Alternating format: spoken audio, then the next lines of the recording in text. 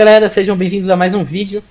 Se você se surpreendeu com o título do vídeo, é isso mesmo que você acabou de ler. Nesse vídeo aqui, a gente vai revelar um texto lá do caso do Bruno Borges, inédito, que até agora ninguém ficou sabendo.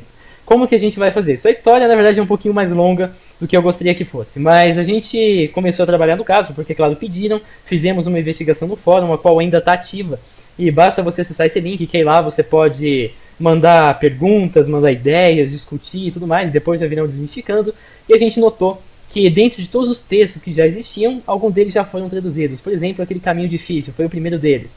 E era uma cifra simples de substituição de caracteres. Então eles pegavam o que era A, trocavam para alguma coisinha e isso funcionava. Só que com isso traduziram vários outros textos, o 2 e o 3, por exemplo, isso funcionou numa boa.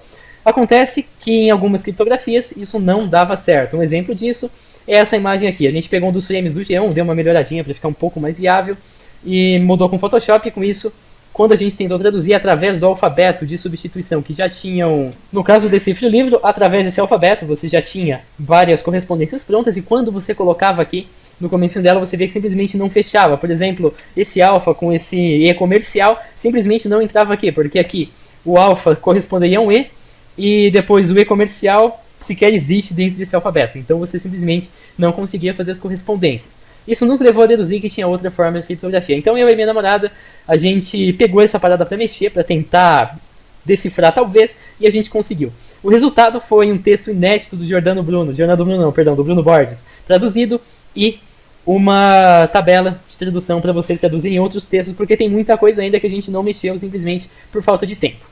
A gente começou pegando essa filmagem do G1, que tinha esse livro 8 e tinha o título dele. Aí a gente usou conceitos básicos de criptoanálise, por exemplo, que esse U e esses outros U's aqui provavelmente corresponderiam a uma vogal, porque vogais tem bastante no alfabeto. E também que esse E comercial, esse símbolo aqui, esse outro símbolo, corresponderiam ou a vogais que terminam palavras, ou a letras que também terminam palavras, como M, L, Z, R ou S. Isso significa porque você simplesmente não tem uma palavra na língua portuguesa usável, digamos assim, terminada em C, em D, ou em alguma vogal que precise de uma consoante para você ter o som dela, digamos assim. Eu não sou gramática, mas acho que vocês entenderam. Dessa forma, a gente fazendo o teste chegou que teoria comportamental se encaixava nessas duas abas aqui, essas duas linhas do texto. Então daí, pegamos o teoria comportamental e aplicamos em trechos disso aqui, e a gente viu que funcionava.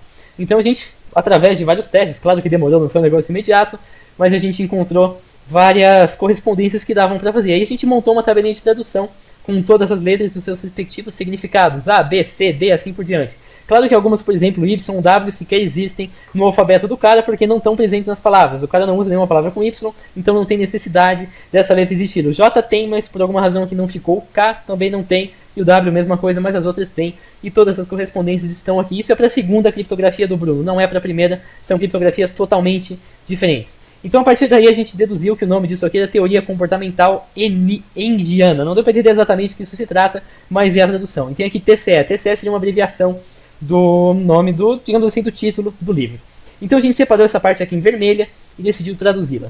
Então, o resultado é um texto que parece aquelas obras do Kant, que você pega para ler e não entende nada, mas não porque o Kant escreve mal, porque você é burro mesmo, inclusive eu também não entendo absolutamente nada.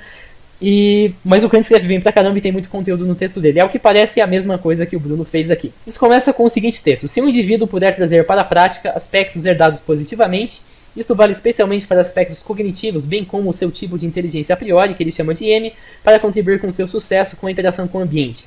Então este ser tem, consequentemente, o maior controle do ID superego. ID é um termo da psicologia, não tenho certeza do que é, mas pesquisa que você vai entender.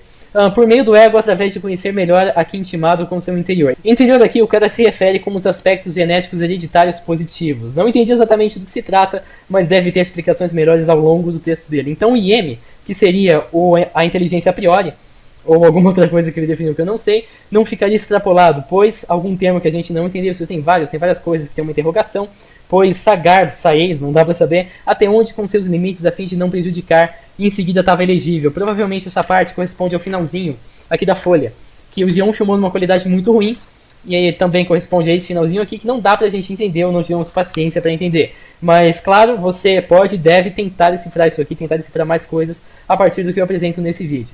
Ele diz aqui, IO, que a gente não conseguiu entender o que significaria, não fala em torno dos comportamentos triviais como reflexões ou padrões fixos de ação. Até porque o RUE, que a gente também não conseguiu definir o que era, é inerente ao instinto, necessidades, isto é, fisiologia, ou fisionomia, etc., irá funcionar muito melhor e com mais estatística, aí também essa palavra provavelmente é outra, nas generalizações humanas em aprendizagens operantes. Já os aspectos intelectivos e cognitivos, como aprender cálculos, é algo muito mais complexo. Essa complexidade admitida pelos, alguma coisa como passíveis, de adentrarem facilmente nos comportamentos operantes, é justamente o que diferencia o homem dos outros animais. Isto é, sua inteligência e seu aspecto cognitivo têm como a linguagem responsável a natureza, sendo esses últimos intimamente ligados com o autoconhecimento, que nada mais é que aprimorar a inteligência, transformando o meio complexo a fim de conhecer sua própria natureza, seu padrão genético vindo à tona, fazendo assim com que algumas pessoas escapem do comportamento determinista e alguma coisa perante, que não deu para traduzir exatamente. Esse foi o vídeo, galera. Deu pra entender mais ou menos que eu quero falar alguma coisa sobre autoconhecimento, inteligência, genética. Talvez ele relacione a inteligência com aspectos genéticos, mas acho que uma compreensão boa disso aqui precisaria da obra toda. Isso aí não é com a gente, depende da família disponibilizar os livros. Mas esse foi o vídeo. Se você quer se juntar à investigação, acessa esse endereço aqui, vai lá, comenta, discute. Isso vai dar um Desmistificando depois e o seu nome vai estar lá se você colaborar com a gente. Então, se você já é inscrito no canal, divulgue esse vídeo por aí, pro pessoal que está trabalhando na investigação, porque vai ajudar eles. Se você não é, dá uma olhadinha no resto do canal e se gostar, se inscreva. E a gente se vê, falou!